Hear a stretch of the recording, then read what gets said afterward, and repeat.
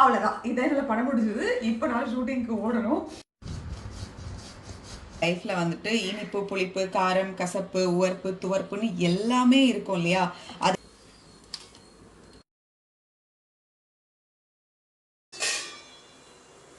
Hi, good morning அனைவருக்கும். உகாதி சுபாகாங்ஷலு. உகாதி சிறப்பு வாழ்த்துக்கள். எல்லாரும் சந்தோஷமா இருக்கணும். அஃப்கோர்ஸ் இந்த பண்டிகை வந்து ரொம்ப ரொம்ப பிடிச்ச பண்டிகை தான், நம்ம பண்டிகை.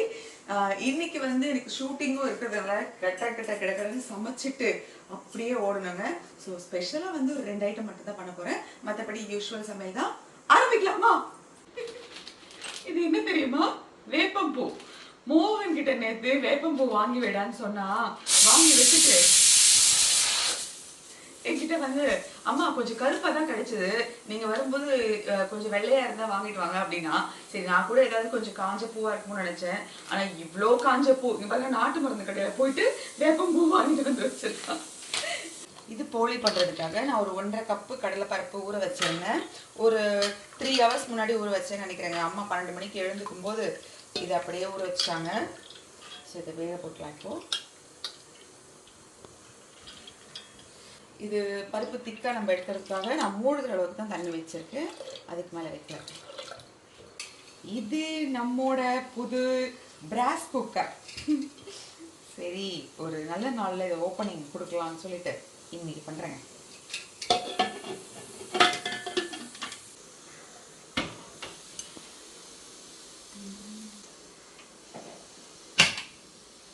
போலிக்கு மாவு பிசைஞ்சு வச்சுக்கலாம்.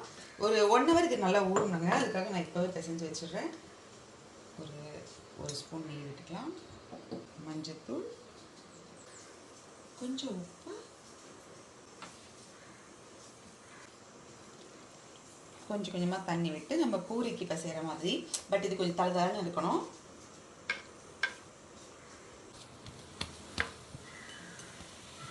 இந்த மாவை நல்லா அடிச்சுக்கணுங்க.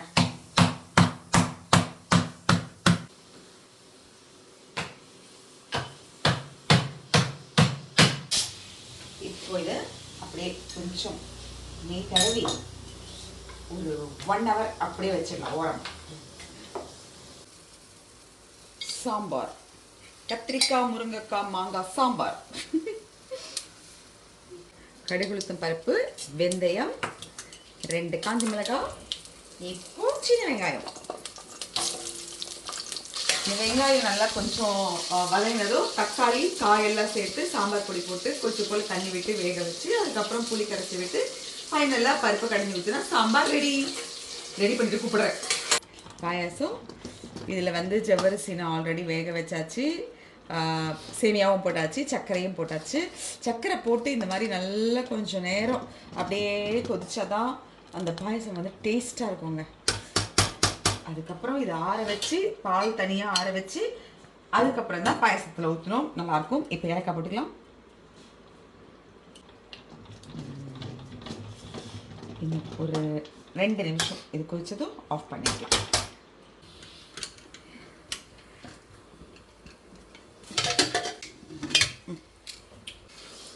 சூப்பர், பருப்பு இந்த அளவுக்கு நல்லா வெந்திருக்கு. இப்போ நம்ம அதை எடுத்து இதில் போட்டு நல்லா மசிச்சுக்கணும்.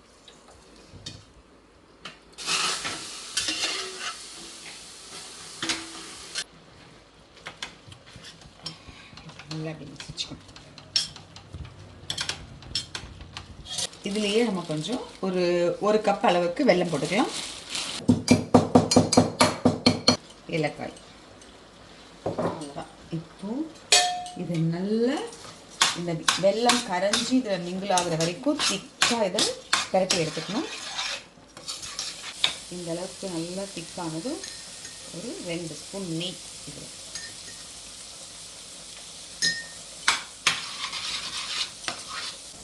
ஆஃப் பண்ணி இதை நல்லா ஆற வச்சுக்கலாம்.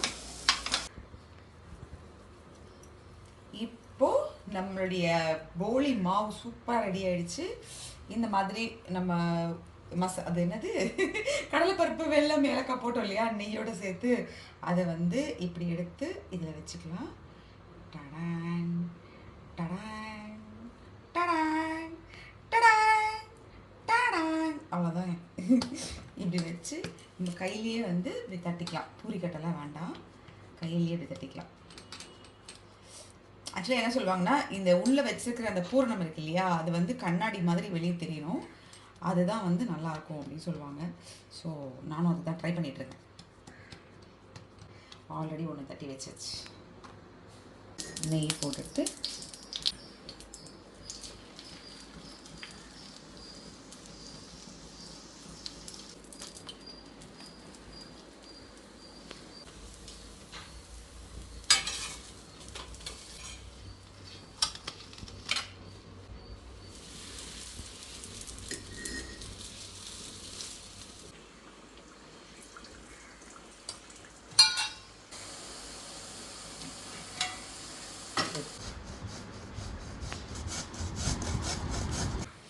இப்போது பாயாசத்தில் முந்திரி திராட்சை வறுத்தாச்சு.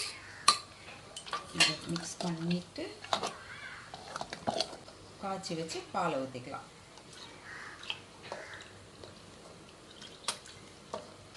பாயாசம் ரெடி. உகாதி ஸ்பெஷலே இந்த பச்சடி தாங்க. ஸோ இதுக்கு முதல்ல வந்து நான் புளி நல்லா கொதிக்கிற தண்ணியில் ஊற வச்சுருந்தேன். அந்த புளி தண்ணி கொஞ்சம் எடுத்துக்கலாம். ஏலக்காய் அண்டு மிளகு ரெண்டையும் மிக்ஸ் பண்ணுறேன். 1 ஸ்பூன் அளவுக்கு மிளகு, இடித்த ஏலக்காய், மிளகு, வெல்லம், குட்டி குட்டியாக கட் பண்ண மாங்காய் அண்ட் ஃபைனலாக வேப்பம்பூ, கொஞ்சம் உப்பு போட்டுக்கணும் அதில். இந்த பச்சடி பார்த்தீங்கன்னா அறுசுவையும் நிறைந்ததுன்னு சொல்லுவாங்க. நம்ம லைஃப்பில் வந்துட்டு இனிப்பு, புளிப்பு, காரம், கசப்பு, உவர்ப்பு, துவர்ப்புன்னு எல்லாமே இருக்கும் இல்லையா, அது எல்லாத்தையும் ரிசம்பிள் பண்ணுற மாதிரி தான் இந்த ஒரு பானகமோ இல்லை பச்சடி, இது எது வேணாலும் சொல்லலாம். சில பேர் திக்காக பண்ணுவாங்க, நம்ம வந்து இப்படி பானகம் டைப்பில் கொஞ்சம் தண்ணியாக பண்ணியிருக்கோம், அவ்வளோதான். ரெடி.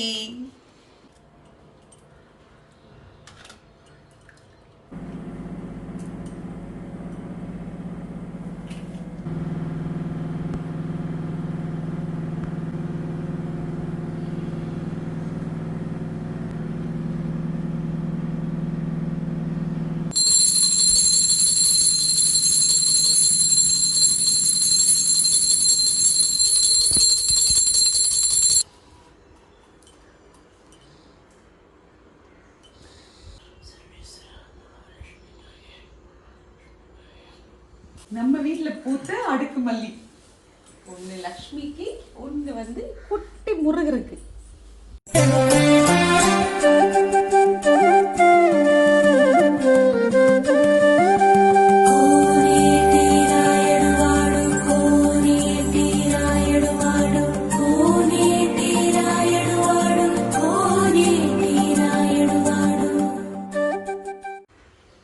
நல்லாவே இருப்போம். எப்பவும் சொல்றதாங்க, எல்லாரும் நல்லா இருக்கணும்னு மனசார வேண்டிப்போம், நல்லாவே இருப்போம். அப்பா ஒரு வழியா வந்து வேலையெல்லாம் முடிச்சாச்சு. இது வேலைன்னு சொல்லக்கூடாது, எனக்கு ரொம்ப ரொம்ப ரொம்ப பிடிச்ச ஒரு பண்டிகைன்னு சொல்லலாம். எல்லா பண்டிகைகளுமே எனக்கு பிடிக்கும். ஏன்னா பண்டிகைகள் எப்போதும் நமக்கு சந்தோஷத்தையும் நல்ல அளவில்லாத நிம்மதியும் கொண்டு வரும் அப்படின்னு நம்புற ஆள் நான். ஸோ இந்த மாதிரி ஃபெஸ்டிவல் டேஸில் மனசில் என்ன கவலை இருந்தாலும் அதெல்லாம் தூக்கி ஓரமாக வச்சுட்டு நல்லா ஹாப்பியாக இருங்க, எனர்ஜெட்டிக்காக இருங்க. என்ன கஷ்டம் இருந்தாலும் அது மாறிடும் நம்முடைய அந்த பாசிட்டிவ் தாட்ஸ்னால, பாசிட்டிவ் ஆட்டிடியூட்னால. ஸோ எனக்கு தெரிஞ்சதெல்லாம் அது மட்டும் தாங்க.